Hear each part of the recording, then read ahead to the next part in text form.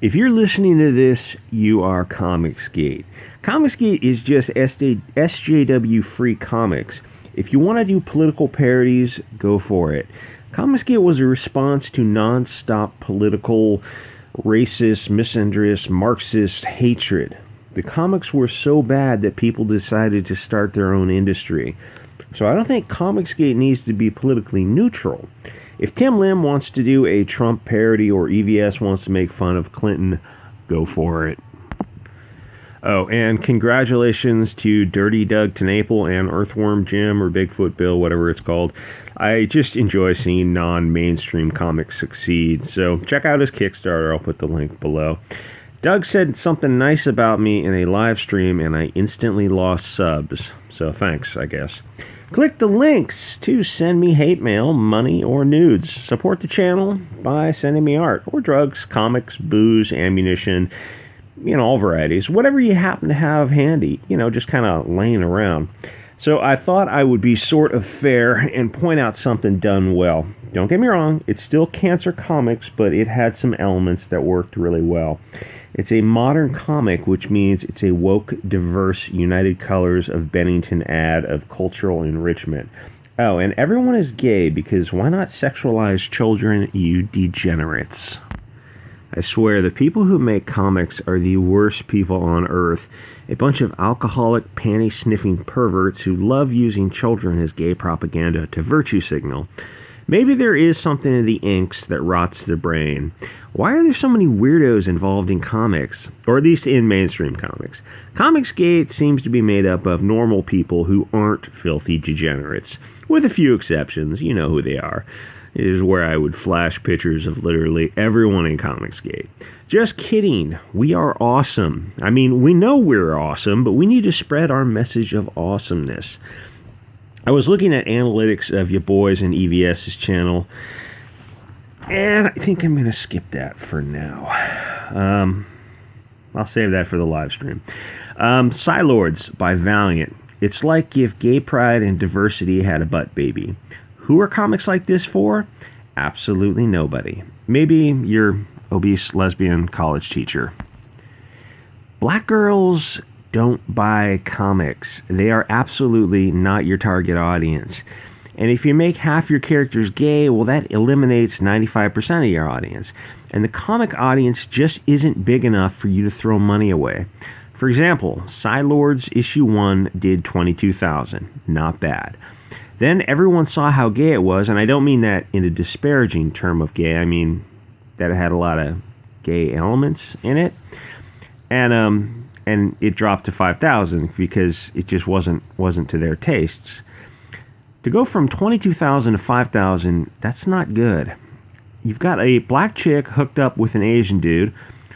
Like I said, black chicks don't buy comics, and I realize the irony in admitting that I actually do know the one black girl that buys comics, but she is a rare exception, and if you asked her, she would probably say the same. Asians, how do I say this in a PC way? I guess I can't say it in a PC way, so I'll have to skip that one too. Let's get back to this fat soy boy here for a minute here. You've got this fat soy boy as the lead character. Absolutely nobody wants to see a fatty in a comic book. Even fat people are disgusted by it. I am a fatty myself. I make fun of fatties all day long because they're gross and they deserve it. Diet. So your comic is about this Asian black chick and a fatty. Nobody effing cares. If you want to put a black chick in there to virtue signal, make her very light skinned so more people can identify with her. Then give her big jugs, a tiny waist, and a bouncy ass. Is that offensive? I don't even know anymore. Sex sells, for Pete's sakes. Go to old Playboys from the 80s and 90s and use those girls as your models. Psi-Lord is selling a few thousand issues because you have marked all the diversity boxes. But nobody wants diversity. Apparently your audience is the 2,000 gay African, Irish, Japanese people in existence. That is big brain marketing. Your real world audience is 75% men of European descent, then a mix of Mexicans, Asians with a couple of black dudes. Yeah, I know there are black dudes in comics and in my comments, And the black dudes I know read comics, but they are the exception. Actually, the two black dudes I know really well are these huge muscle-bound guys who are total geeks into, like, it's like Star Trek level geeks. And actually, I do know a gay Mexican dude who loves comics, but like I said, gays are a pretty small percentage of the market. The Magicians. This is out and out a Harry Potter ripoff, except that everyone is gay, but not just gay, but trans, which is like super gay. It's the gays gay. When they come, it's a rainbow. This one time I was in Thailand and well, never mind. It seems like comic books are a distillation of everything gay. There actually aren't that many gay people out there. 90% of the BLTs now are just doing it for attention. The gays are not buying your comics, and the straights don't want to buy them either. So you're left with 2,000 people who are probably buying them by mistake. However, this comic did one thing that was surprisingly effective. In the prior issue, the kids were practicing forbidden fighting magic in between sodomizing each other.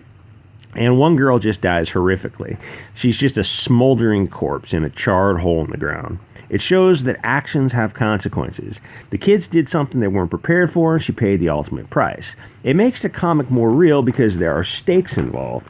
Killing one of the main characters is a ballsy move. Plus, the kids have to keep this dark secret. It feels kind of like a 90s movie. So it's a very effective plot device. The kids know that if they get caught, they'll be stripped of their ability to do magic. The next day, which is the next issue, the tension is high, the stage is set. What are they going to do when the teachers ask what happens to the girl, the dead girl? But in their morning class on broomsticks and butt plugs, the dead girl is in class. It is a brilliant move. It's legitimately creepy. The backstory is that not Hogwarts is under attack from Demon Voldemort, so the kids have to learn fast so they can repel the evil hordes. So what is this girl? Is she a demon possessed, or was last night an illusion? The gay kids are watching the girl trying to figure out what is going on, so everything she says seems sinister. Oh, did I mention that they're gay? Very, very gay. The chicks just happen to be poon eaters, and the dudes love the cock.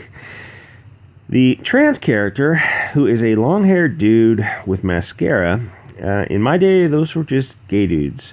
But I guess being gay doesn't get enough attention anymore. Now they have to cross-dress. So the long-haired gay dude wants to bang this other dude, but is the future anal victim also gay? Is he supposed to pretend it's a chick who is banging him? Very strange days we live in. The trans stuff feels forced. They're just shoehorning it in there so they can tell their Twitter friends how woke they are. Well, if you're gay, that's fine with me, but they aren't buying your gay Harry Potter comic. Far-left Twitter people don't buy many comics. You know who does buy comics? Moderates and people right of center, i.e. the silent majority, the normies. The people who are in Comicsgate, for example, actually buy your comics. So why don't you try to give them what they like?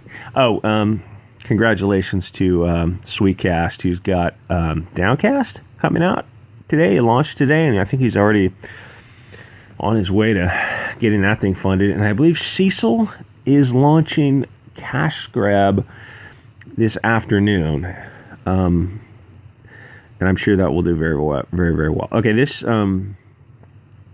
is a dude who's in love with another dude, but the other dude, I don't think they said if he's gay or not. So it's like it's kind of this weird elephant in the room. I have no ass. Can I magic myself a rear end? You're a guy. Why would you guys don't really have butts? I don't understand what's going on here. They don't really go into it. Is he? I mean, is he wearing a bra or something to like give the illusion of boobs, or is it just a long-haired dude? I mean, it's just looks like a long-haired dude, but everyone's accepting him as if he's trans. And I mean, what does trans mean? Is it just a long-haired gay dude who likes other dudes? That's just a gay dude. I don't.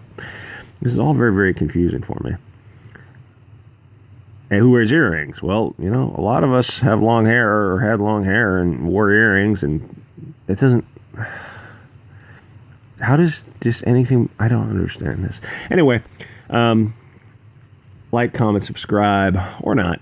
Send me email, biancazombie602@gmail.com. I tell you to go follow my Twitter, but you can't. Turns out Twitter has no sense of humor.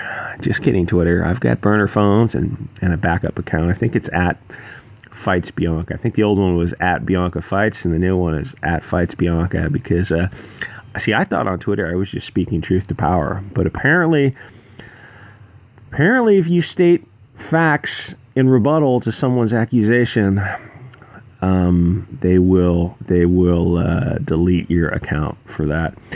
So Twitter has no chill. Oh yeah, this is the chick. It was just a smoldering corpse, and then she came back to life. It's scary. It was effective. It worked out well. Anyway, guys, be sure to check out Sweetcast. I think he's going to do a live stream tonight with EVS to try to get a little more eyeballs on Downcast. And I will see you guys all next episode.